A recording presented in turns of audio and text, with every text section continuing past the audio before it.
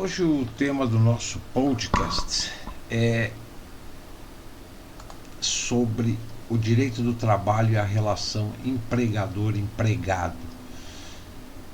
Uma sociedade sem trabalho é uma sociedade sem progresso. Mas afinal, o que é trabalho? Levando em consideração a análise literária do tema, observamos que no Velho Testamento, trabalho era um castigo dado por Deus. Gênesis 3:19. Com a expulsão de Adão e Eva do paraíso terrestre, Deus combinou para o homem a pena do trabalho como forma essencial de subsistência. E nesse mesmo sentido, os autores comentam a segunda carta de Paulo aos Tessalonicenses 3:10. O trabalho é forma essencial de subsistência humana. Ninguém ofereça sustento ao vadio.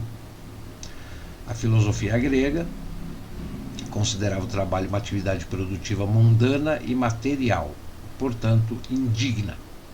Platão considerava os escravos, a força de trabalho de sua época, seres sem alma e sem essência humana, um meio caminho entre animais e pessoas. Aristóteles louvava o ócio como condição fundamental da filosofia, afirmando que o escravo é escravo porque tem alma de escravo, é essencialmente escravo, sendo destituído por completo de alma na ética, a parte da alma capaz de fazer ciência e filosofia. Sócrates considerava uma missão divina ser um vagabundo loquaz.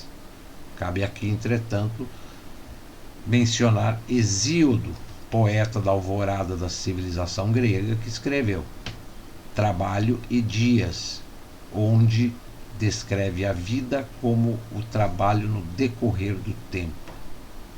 A origem da palavra trabalho vem de algo penoso ao homem. Na língua grega, a execução do trabalho era expressada por ponos, grande esforço, kamatos, uma ocupação exigindo capacidade e esforço especial, ou ainda corpus, esforço corporal e extenuante. No latim, vem de tripalium, instrumento de tortura composto por 3 paus, a partir do qual a ideia de sofrer veio a de se esforçar, lutar e por fim de trabalho. No francês, sua etimologia vem de travail, o que faz sofrer. No alemão, Arbeit, que antigamente designava moleste. Por milênios predominou a escravidão, que via o trabalhador como objeto, ferramenta para a execução de alguma atividade, inclusive com o aval da Igreja, que por séculos foi a instituição que organizou e legislou sobre a sociedade. Porém, avalizou a escravidão, lembrando que o Brasil foi um dos últimos países a abolir a escravidão, já na virada do século XIX para o século XX. Muito se utilizou de definições filosóficas, econômicas e sociológicas para o termo trabalho, mas observamos o que afirma a ciência. Trabalho é um conceito da física que significa o despender de determinado esforço físico ou intelectual em prol de um resultado. Logo, todo empresário, empregador, também trabalha e, portanto, dentro de uma relação jurídica de trabalho, também detém o direito constitucionalmente garantido à existência digna. Com o advento da Revolução Industrial no século XVIII e XIX, e mais tardiamente em outros países, a discussão dos direitos dos trabalhadores se acirra com as reflexões de filósofos como Ricardo, Locke e Smith, e posteriormente através da formação da ideologia marxista e suas entidades de classe, ou vulgarmente conhecido como sindicatos. Em 1917, a Constituição mexicana é a primeira no mundo a disciplinar sobre direito do trabalho, estabelecendo limites à jornada de trabalho, trabalho infantil, e organizando o direito sindical. Em seguida, a Constituição Alemã de 1919, a Constituição da República de Weimar, pós Primeira Guerra Mundial, trouxe base para a social-democracia, disciplinando a participação dos trabalhadores nas empresas, criando um direito unitário do trabalho e um sistema de seguridade social. Outro momento marcante do direito do trabalho moderno foi a Carta del Lavoro, na Itália, em 1927, durante o governo de Mussolini. Ela disciplinou fortemente a intervenção do Estado na economia e na organização. Entretanto, isso também influenciou negativamente os sindicatos, uma vez que os submeteu à atuação política do Estado. No ano de 1931, o Papa Pio XI, sucessor de Leão XIII, publica a encíclica Quadragésimo Anno, aprofundando os temas trabalhistas da Rerum Novarum, à luz do século XX. Insiste no valor eterno da propriedade, porém afirmando: a lei da justiça social proíbe que uma classe exclua a outra da participação nos lucros. Ela estimula debates entre patrões e operários, ao mesmo tempo que proíbe que os últimos se utilizem de métodos violentos como a greve. O Papa João XXIII publica a Master of Magistra em 1961, tendo como baluarte a justiça social. Continua tendo a propriedade privada como bem natural, mas pede mais atenção às massas trabalhadoras. O Papa Paulo VI publica em 1967 a Populorum Progressio, inspiração contemporânea da doutrina social da Igreja.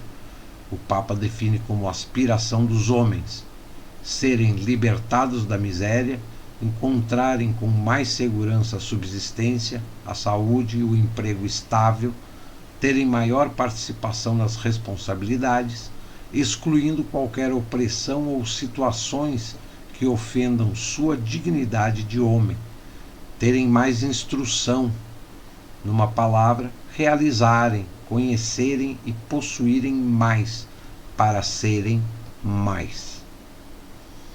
A Organização Internacional do Trabalho foi fundada em 1919, tornando o direito do trabalho o primeiro direito a internacionalizar-se, conforme o preâmbulo da Constituição da OIT, considerando que a não adoção por parte de qualquer nação de um regime de trabalho realmente humano se torna um obstáculo aos esforços de outras nações empenhadas em melhorar o futuro dos trabalhadores nos seus próprios países, não sendo mais apenas internacional, mas sim universal, pois são direitos humanos reconhecidos internacionalmente.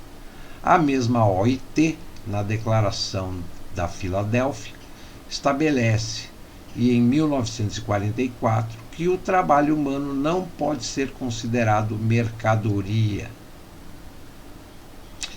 No Brasil, podemos afirmar que o direito do trabalho segue a mesma lógica do resto do mundo, ou seja, o protecionismo do trabalhador, e podemos listar como influências externas a elaboração das leis trabalhistas, as transformações vindas da Europa, as crescentes elaborações legislativas de proteção aos trabalhadores e o ingresso do Brasil na Organização Internacional do Trabalho, a OIT, criada pelo Tratado de Versalhes de 1919, pós Primeira Guerra Mundial.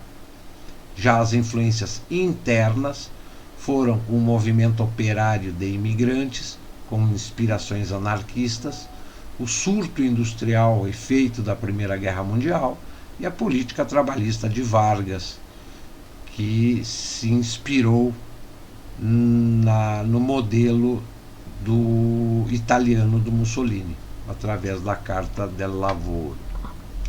Entretanto, podemos afirmar que a construção do capitalismo no Brasil foi tardia, com a Lei Áurea, criando uma acumulação de homens livres, marginais, além de uma política de imigração que inchava as cidades, a exemplo da Inglaterra da Revolução Industrial, dando as condições para o nascimento da nova classe proletária.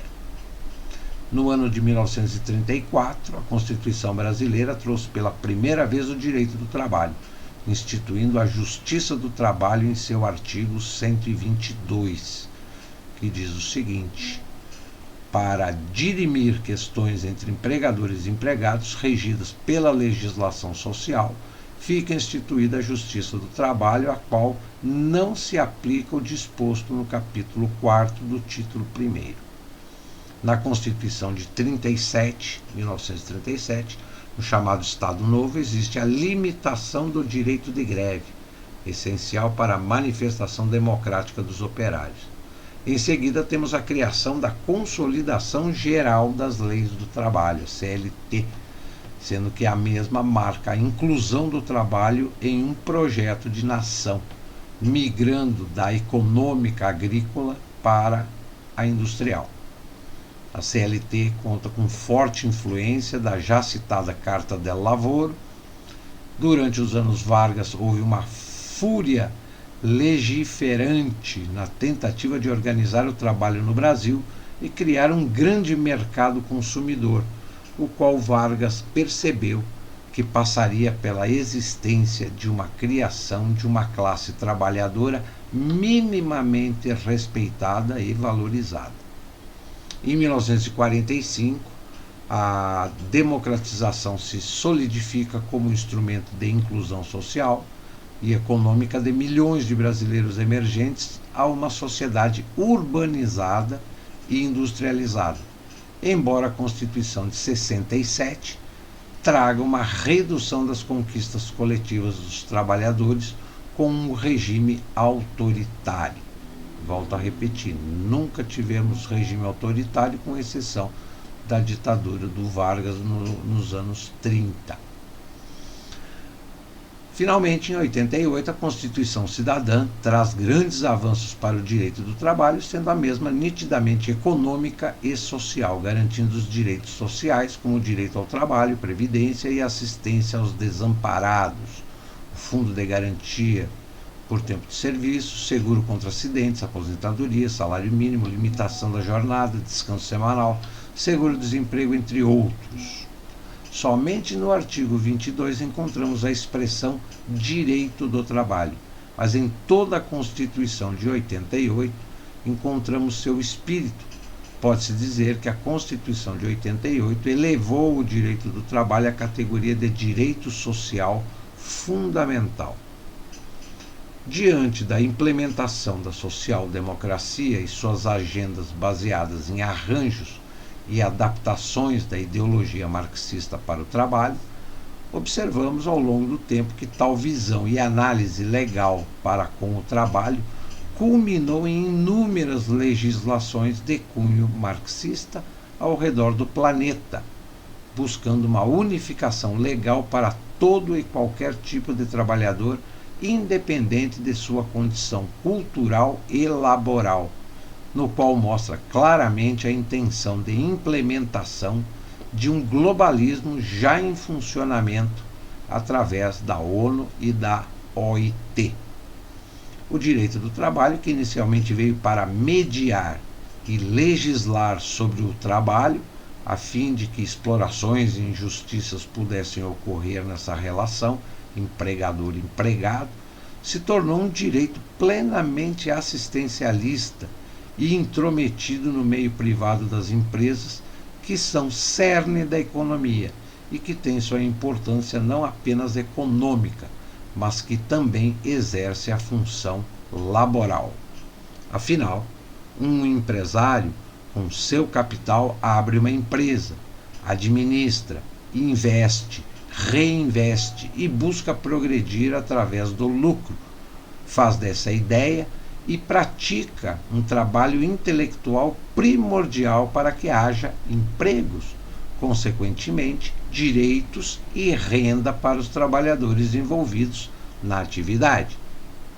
como garantir o desenvolvimento nacional, inviabilizando-se a livre iniciativa, vez que são os empresários, empregadores, que alimentam o PIB nacional, que é o que sustenta a receita pública, sendo essa a base para a promoção assistencialista aos mais desprotegidos, materialmente necessitados.